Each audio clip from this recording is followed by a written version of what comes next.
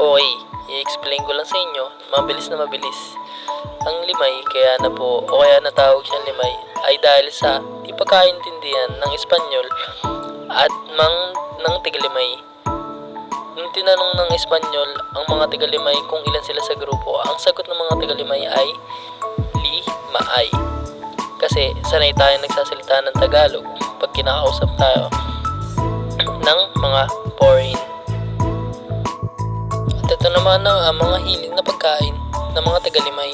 Meron tayong palabok, kakanin, kasoypay, at bibingka. Kaya kasoypay is makasoy kasi lagi sa limay. Ang isang kulturang natutunan ko lang dito sa Limay is pag mainit, lagi ang dagsa dito sa may ilog na to na naliliguan namin, which is na tinatawag na Tikip Falls. Laging dinadayo to tuwing magsa-summer o tag-init dito sa Limay. At ito naman ang paboritong lugar na galaan ng mga Tigalimay. Especially na rin ako kasi maganda talaga kasi ambience dito. Madami ka pang kakainan. Tsaka seaside pa talaga. Maganda din yung view niya. At maliwalas yung mga hangin. Malamig din dito.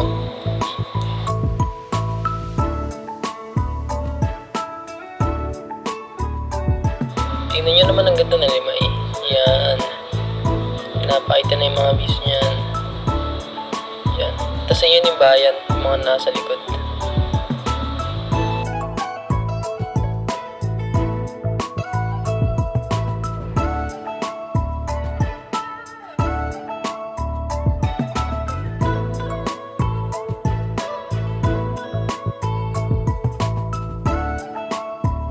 Kung nga pala guys, dagdag ko lang, may court na din dyan at multipurpose, tsaka dialysis center and therapy center.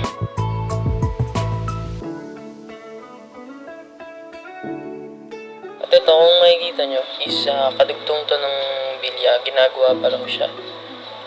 Dudugtungan nila uli yan, gagawan nila ng bagong park.